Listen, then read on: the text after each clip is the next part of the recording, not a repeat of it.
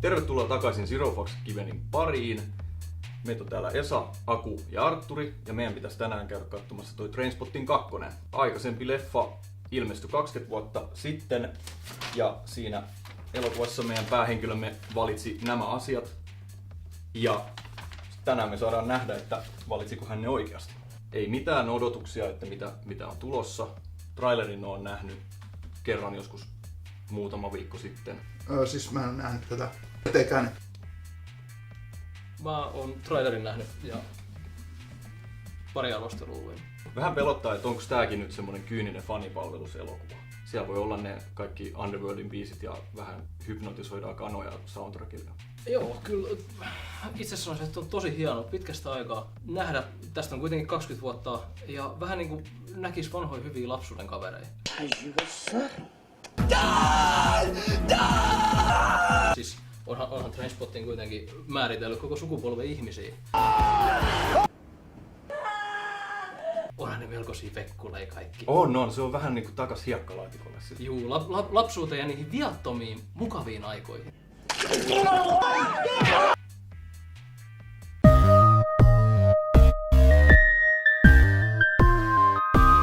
Tosiaan, tänään nyt sitten tultiin takaisin, käytiin katsomassa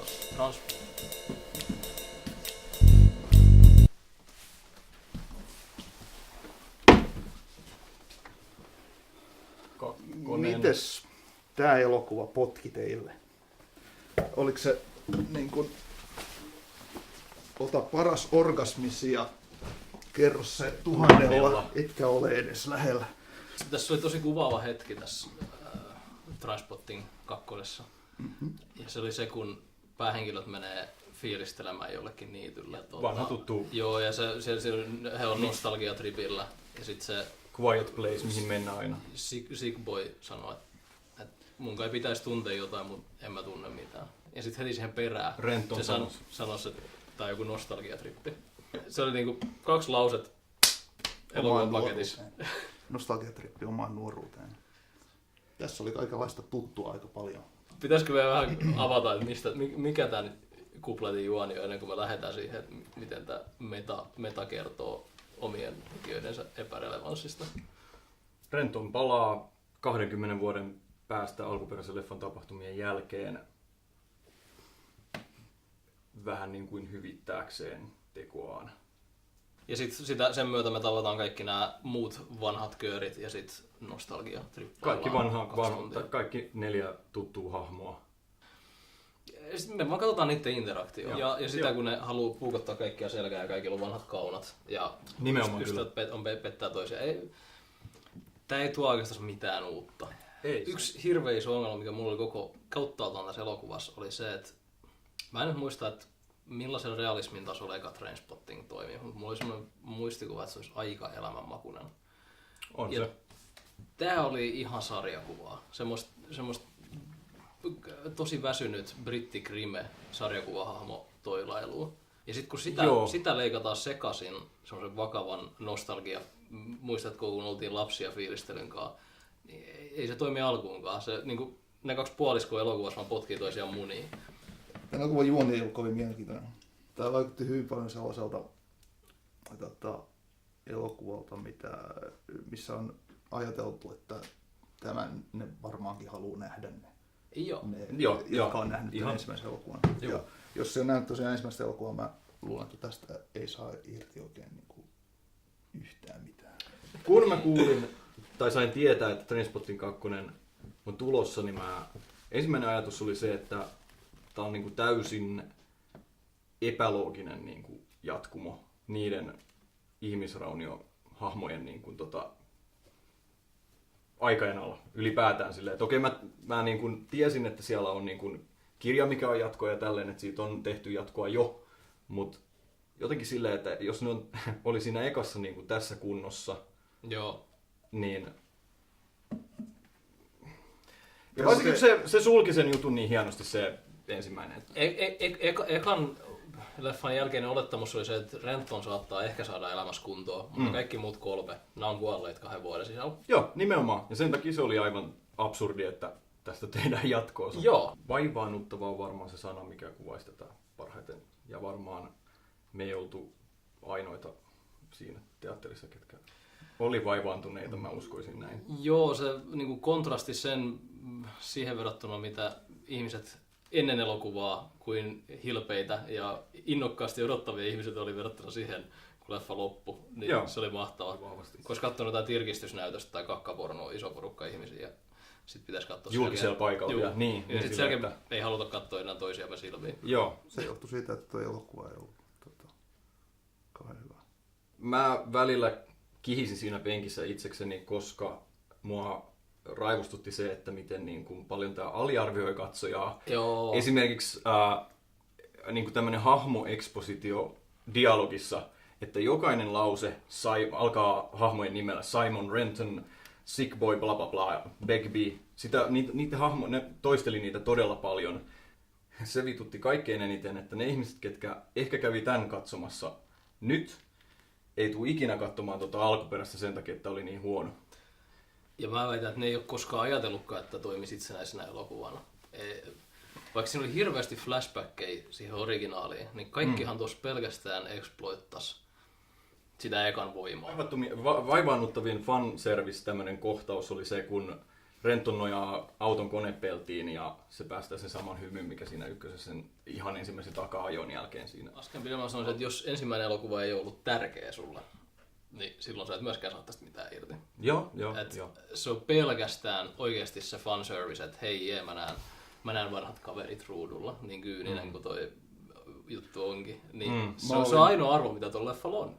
Ja mä olin tuosta syystä ehkä hiukan innoissani menossa katsomaan tätä, koska mä näin tämän elokuvan silloin, kun tämä tuli suunnilleen. Ja mä oon itse ikääntynyt tietysti yhtä paljon kuin nämä hahmot ja se elokuva. Ja ehkä sen takia se kantoi mulla niin kauan se puoliväliin asti siis suunnilleen. Se, että oli vaan hauskaa tosiaan nähdä nämä hahmot, mitä heille on tapahtunut. Mieleen. Mä pidin aika paljon. Siinä oli ehkä sitä alkuperäisen leffan villiyttä, kun Spud oli tekemässä itsemurhaa. Ja se putosi tuolin kanssa sieltä kerrostalon katolta. Ja sitten tuli se, kun se putosi silleen hienosti siihen sen muutenkin se koko kohtaus. Se oli just yksi niitä, minkä takia mä luotin vielä niinkin pitkään. Se, miltä oikeastaan myytiin tämä leffan konsepti, se, että, että se olisi samat hahmot ja he on nyt keski-ikäisyyden ja käsiteltäisiin jotenkin fiksusti keski-iän kriisiä tai jotain tämmöistä aikuistumisen kammoa. Niin se oli muutama irtonainen kohtaus ja loput oli paskaa brittikrimeä. Mun mielestä ykkösessä se väkivalta ei ollut kovinkaan hauskaa. Ei, se oli tosi inhottavaa ja tosi realistista. Niin, tässä oli semmoista niinku slapstick Bud Spencer väkivaltaa. Joo, itse asiassa Bud Spencer. No siis slapstickia se oli, joo. Ja väkinäinen ekan leffan hahmojen käyttö. Joo. Tai viittaan lähinnä siis tähän Diane-hahmoon. Joo, se tuntui, joka oli nyt lakinainen. Ykkösleffan Jailbait-pimu, joka oli sitten nyt lakihenkilö. Joo, se oli tosi kyyninen kuvio. Ja se oli jotenkin vähän kringe sen heitto siinä lopussa, joka peilasi tätä ensimmäisen elokuvan. Ensimmäisessä elokuvassa hyvin elämänmakuinen kerrontatyyli ja tyyli ylipäätään ja juonellisestikin paljon niin kuin mielenkiintoisempi seurata hahmoja. Tässä niin kuin hahmoihin mitä tulee hahmoihin samaistumiseen, niin se kun, no tää on niin massiivinen spoileri, mutta kun ne alkoi piikittää sitten, niin mua ei oikeastaan kiinnostanut yhtään. Se kiinnostanut. Ekossa mä olin silleen, että älä vittu nyt. Joo, eikö se toisaalta johtanut mihinkään. Se oli jännä, että se ei myöskään. Sekin oli vaan täytettä tai joku referenssi siihen ykköseen. Siis hahmoihin samaistuminen. Kaikki nämä hahmot oli mulkkui. Siis ne oli kaikki mulkkui, paitsi ehkä Spud, joka taas oli huono komikkihuono. Se oli kyllä hämmentävän huono. Se miten se ensimmäisessä näytteli, niin se oli ehkä kerrottu 1000 ja se ei ollut todellakaan paras orgasmi. He makes funny faces. Niin, sillä tavalla. Se oli Ernest. Niin, se oli Ernest. Se oli vittu Ernest. Se oli Ernest. Niin, sun pitäisi katsoa Ernest Goes to Jail. Onko se parempi kuin Trainspotting 2? Niin mun piti sanoa, että tässä on oikeastaan antagonisti ja antisankareita. Eli se samaistuminen on hiukan hankalaa. On. Tai ykkösessä se toimi aika hienosti, mutta kakkosessa kun ne oli keski-ikäisiä ja se oli niin kuin ihan sama kupletin juoni, niin kuin sanoit. Periaatteessa he paini vähän eri ongelmien kanssa tällä kertaa. Sen mä sanoin, että se niinku ihan alussa leffa alkaa sillä, että Renton juoksee juoksumatolla. Juoksee. Joo, juoksumatolla. Ja another reference. Yeah, kyllä ihan niin. Opening shot. Se juoksee juoksumatolla, saa sydänkohtauksen ja tipahtaa lattiaan. Siinä mulla oli niinku oikeesti, että okei, nyt on kova aloitus. Että täällä tulee tää niinku oikeesti kriisi, että se ei ole kuolematon ja niin edelleen. Joo, ja se heitettiin romukoppaa ja käytettiin vaan huonona plot devicena siinä vaiheessa, kun se piti saada takas sinne. Se oli aika hyvän näköinen se sydänkohtauksen jälkeinen tila. Se lensi sitä pylvästä päistä siihen makaamaan. Se on se joo, se oli autenttinen ilme siitä. Niin kuin, se antoi toivoa. Lupaava. Niin, antoi toivoa. Lupaava. Ei voisi tarpeeksi painottaa, että aika lupaava oli. Alku oli hyvin lupaava. Siinä paistui läpi semmoinen niinku kyyninen by the numbers tekeminen. By the numbers tekemisestä niin kuin, tuli mieleen niin kuin tämän elokuvan visuaalisuus. Ensimmäinen elokuva on mun mielestä niin kuin aika visuaalisesti mielenkiintoinen. Siellä on paljon kaikkea se on aika niin kuin arkisesti valaistu ja tälleen, että se aika paljon luonnonvalon kanssa pelaillaan ja tälleen. Rikasta kuvastoa. Rikasta kuvastoa kuitenkin. Ja hienoja kikkoja, jotka joo, on ja siis se niin kuin semmoista teeskentelevää. Ei niin toisin kuin tässä jatkossa. Tässä oli hirveä yliyrittäminen. Välillä se onnistui, mutta ison osa aikaa sitä että mitä vittua? Joo, siis että ei puhuta pelkästään niinku kuvista, vaan niinku se kaikki, että niinku ensimmäisessä osassa, missä se niinku luonnonvalon ja sitten joidenkin niinku perusteltujen värivalojen yhdistelmä toimi hirveän hienosti, että se näytti niinku suurimman osan leffaa, niinku, siinä oli semmoinen pasolinimainen niinku luonnonvalotunnelma, ja sitten niinku, kun ollaan jossain, niin se on täysin perusteltu, että miksi noi kaksi tyyppiä on punaisia.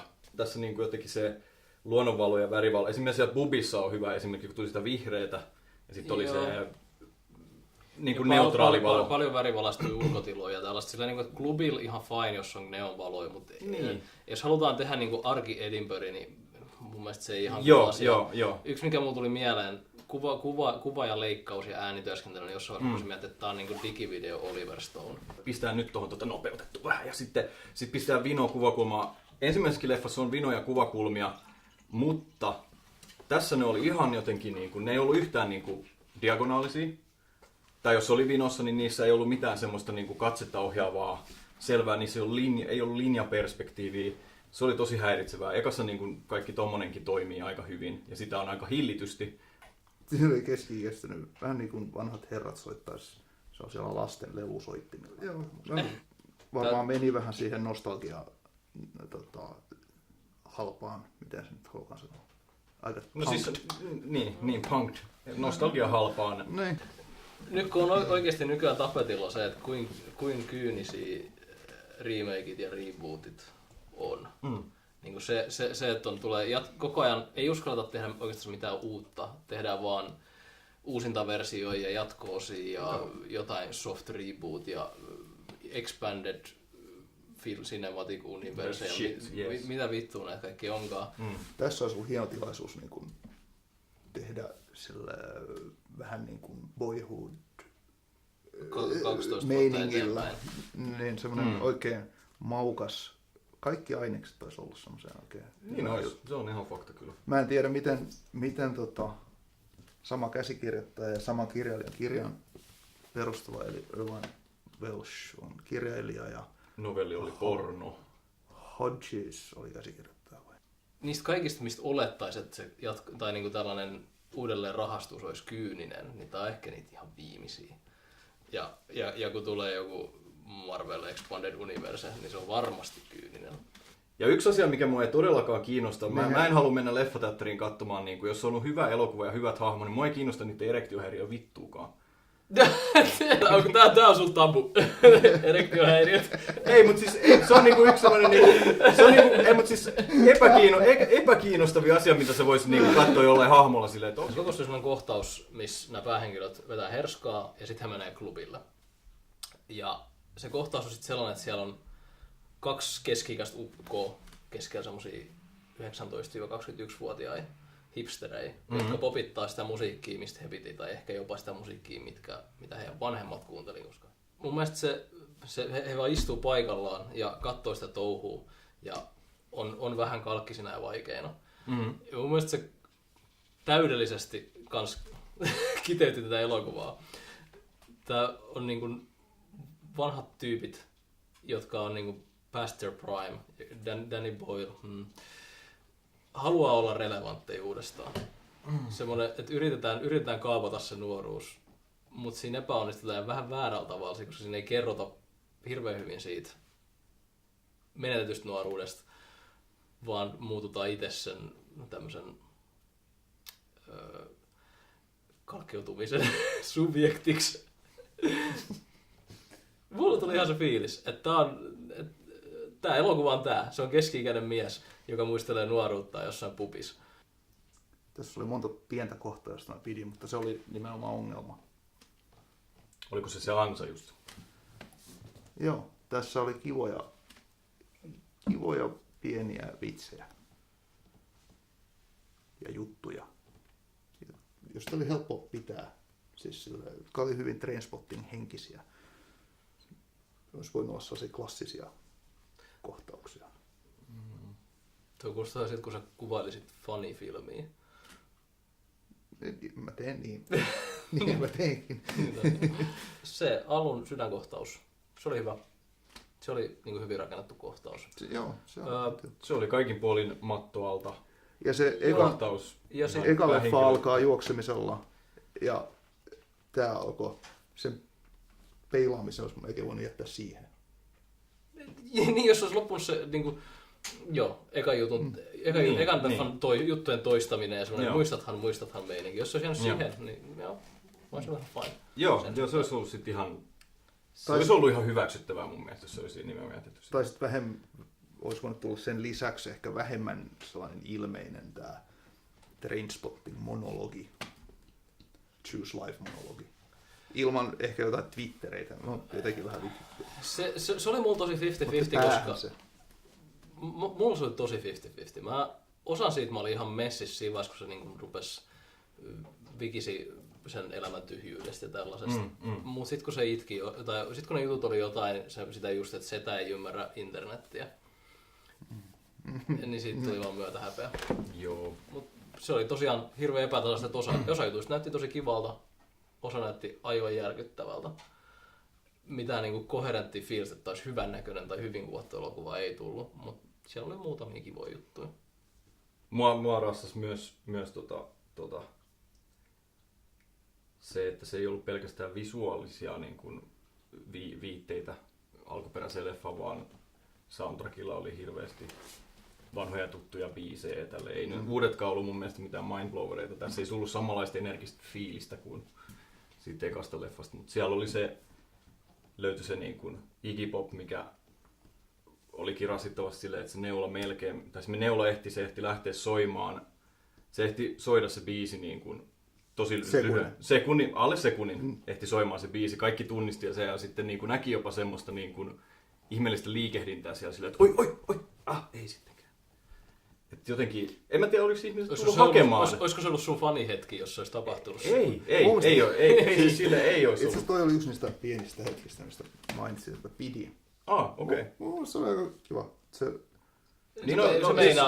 En mä odottanut, että se soi sekunnin, ja se ei soikaan sitä. Joo, sanotaanko niin, että se olisi toiminut, jos se sitten olisi soinut siellä muualla ja muun muassa lopputeksteissä? Joo, se, että se oikeasti tuli sitten lopulla. Se oli vitun tyhmää. Se oli vitun tyhmää. Me ei ole mainittu sitä Begbü-hahmoa sanallakaan. Mä ehkä pientä uhkaa koin siinä vaiheessa, kun ne oli siellä... Fucking say something! ne oli siellä WC:ssä ja ne oli sen ohuen seinän toisella puolella. Se oli hyvä kohtaus. Siis se oli hyvä yksittäinen kohtaus. Siis eikö se ollut silleen, että ne kummatkin tunnisti toisensa äänen silleen vähän viiveellä. Ja niiden kummankin niin kuin gestiikka oli ihan helvetin hyvää, niin kuin, että silloin mä pystyin näkemään niin kuin peilin aikaisemman leffan hahmoihin. Se, kun Evan McGregor menee hitaasti sitä toista seinää vasten, ja sitten tää vaan on niin kuin, ihan niin kuin, vittu sillä alkoi seistä. Mä oon 20 vuotta nyt käyttänyt erinäisissä yhteyksissä kuvailen sellaista tietynlaista WC:tä Trainspotting-vessana. Ja sehän tarkoittaa tietysti tätä ykkösen, mihin Renton hukkaa nämä opium-suppot. Opium peräpuikot, joo kyllä. Jeps. Niin tässäkin oli sitten pakko olla semmoinen fanservice. Joo, se oli niin kuin silleen, että olisiko jopa se on elokuvan ärsyttävin hetki? Mua ärsytti tosi tässä paljon. Se on niin kuin. Joo, mua ärsytti tosi paljon. Paskannettu ja kämäinen vessanpönttö on Trainspotting elokuvien Millennium Falcon. Tää pisti miettimään vähän, että mitä meidän seuraavaksi on remake-linjalla.